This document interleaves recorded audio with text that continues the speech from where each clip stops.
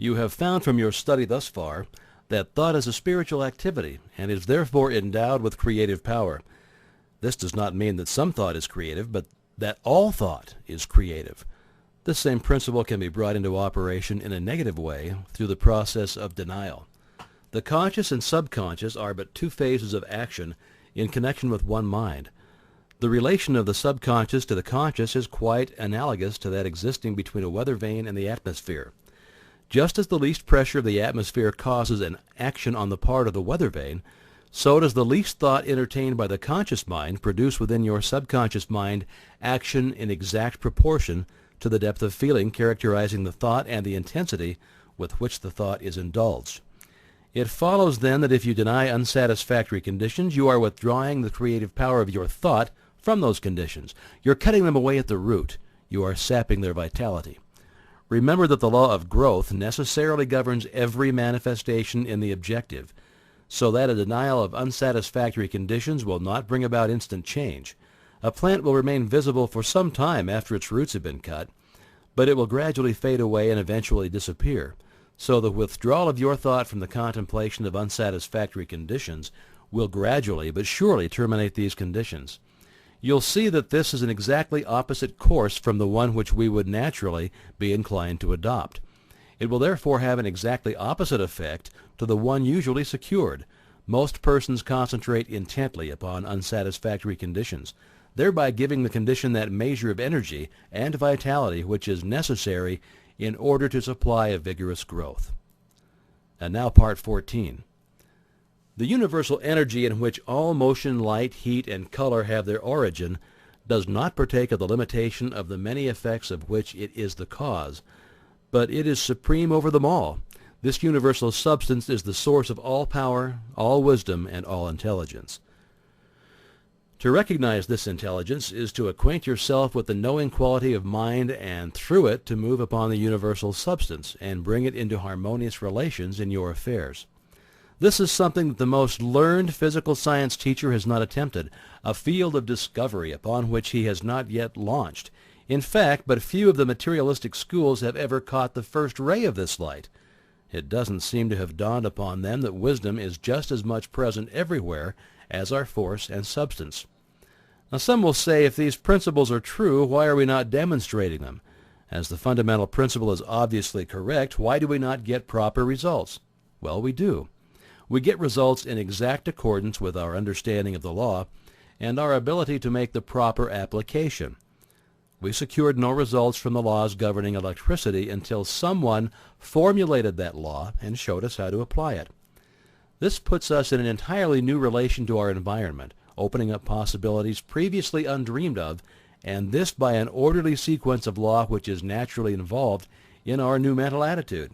Mind is creative, and the principle upon which this law is based is sound and legitimate, and is inherent in the nature of things.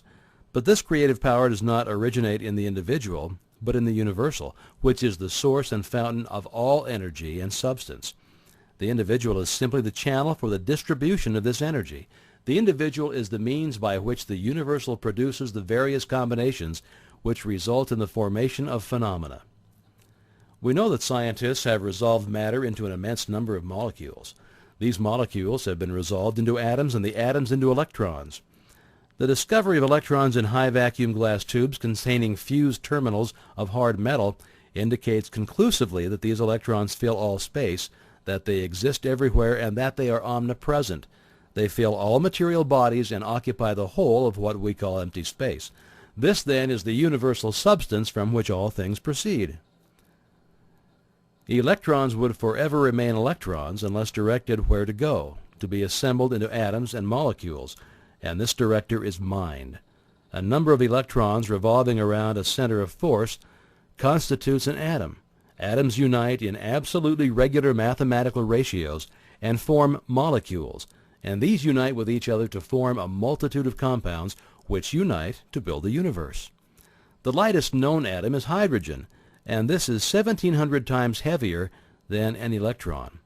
An atom of mercury is 300,000 times heavier than an electron.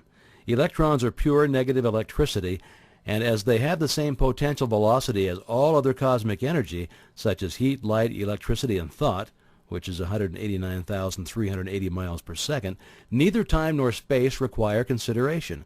The manner in which the velocity of light was ascertained is interesting. The velocity of light was obtained by the Danish astronomer Romer in 1676 by observing the eclipses of Jupiter's moons. When the Earth was nearest to Jupiter, the eclipse appeared about 8½ minutes too soon for the calculations, and when the Earth was most remote from Jupiter, they were about 8½ minutes too late. Romer concluded the reason to be that it required 17 minutes for light from the planet to traverse the diameter of the Earth's orbit, which measured the difference of the distance of the Earth from Jupiter. This calculation has since been verified and proves that light travels at about 186,000 feet a second. The electrons manifest in the body as cells and possess mind and intelligence sufficient for them to perform their functions in the human physical anatomy. Every part of the body is composed of cells, some of which operate independently, others in communities. Some are busy building tissue, while others are engaged in forming the various secretions that are necessary for the body. Some act as carriers of material. Others are the surgeons whose work it is to repair damage. Others are scavengers, carrying off waste. Others are constantly ready to repel invaders or other undesirable intruders of the germ family. Now, all these cells are moving for a common purpose, and each one is not only a living organism, but has sufficient intelligence to enable it to perform its necessary duties. It is also endowed with sufficient intelligence to conserve the energies and perpetuate its own life. It must, therefore, secure sufficient nourishment, and it has been found that it exercises a choice in the selection of such nourishment. Each cell is born, reproduces itself, dies, and is absorbed. The maintenance of health and life itself depends upon the constant regeneration of these cells. It is therefore apparent that there is mind in every atom of the body. This mind is negative mind, and the power of the individual to think makes him positive, so that he can control this negative mind. This is the scientific explanation for metaphysical healing, and will enable anyone to understand the principle upon which this remarkable phenomenon rests. This negative mind, which is contained in every cell of the body, has been called the subconscious mind because it acts without our conscious knowledge. We have found that this subconscious mind is responsive to the will of the conscious mind. All things have their origin in mind, and appearances are the result of thought, so that we see that things in themselves have no origin, permanency, or reality. In mental, as in natural science, experiments are being made, and each discovery lifts man one step higher toward his possible goal. We find that every man is the reflection of the thought he has entertained during his lifetime. This is stamped on his face, his form, his character, his environment. Back of every effect there is cause, and if we follow the trail to its starting point, we shall find the creative principle out of which it grew. Proofs of this are now so complete that this truth is generally accepted.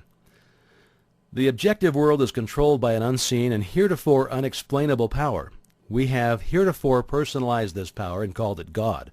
We have now, however, learned to look upon it as the permeating essence or principle of all that exists, the infinite or the universal mind. The universal mind, being infinite and omnipotent, has unlimited resources at its command, and when we remember that it is also omnipresent, we cannot escape the conclusion that we must be an expression or manifestation of that mind. A recognition and understanding of the resources of the subconscious mind will indicate that the only difference between the subconscious and the universal is one of degree. They differ only as a drop of water differs from the ocean. They are in the same kind and quality. The difference is one of degree only. Can you appreciate the value of this all-important fact? Do you realize that a recognition of this tremendous fact places you in touch with omnipotence? The subconscious mind being the connecting link between the universal mind and the conscious mind, is it not evident that the conscious mind can consciously suggest thoughts which the subconscious mind will put into action? And as the subconscious is one with the universal, is it not evident then that no limit can be placed upon its activities? A scientific understanding of this principle would explain the wonderful results which are secured through the power of prayer. The results which are secured in this way are not brought about by any special dispensations of providence, but on the contrary, they are the result of the operation of a perfectly natural law. There is therefore nothing either religious or mysterious about it. Yet there are many who are not ready to enter into the discipline necessary to think correctly, even though it is evident that wrong thinking has brought failure. Thought is the only reality. Conditions are but the outward manifestations. As the thought changes, all outward or material conditions must change in order to be in harmony with their creator, which is thought. But the thought must be clear-cut, steady, fixed, definite, unchangeable.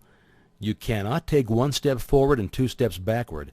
Neither can you spend 20 or 30 years of your life building up negative conditions as the result of negative thoughts, and then expect to see them all melt away as the result of 15 or 20 minutes of right thinking.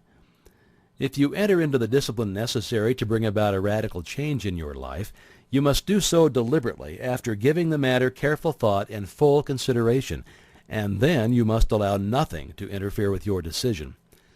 This discipline, this change of thought, this mental attitude will not only bring you the material things which are necessary for your highest and best welfare, but will bring health and harmonious conditions generally. If you wish harmonious conditions in your life, you must develop an harmonious mental attitude. Your world without will be a reflection of your world within.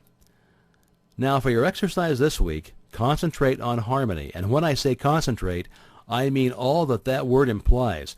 Concentrate so deeply, so earnestly, that you will be conscious of nothing but harmony. Remember, we learn by doing. Reading these lessons will get you nowhere. It is in the practical application that the value consists. Remember these words by George Matthew Adams. Learn to keep the door shut. Keep out of your mind and out of your world every element that seeks admittance with no definite helpful end in view.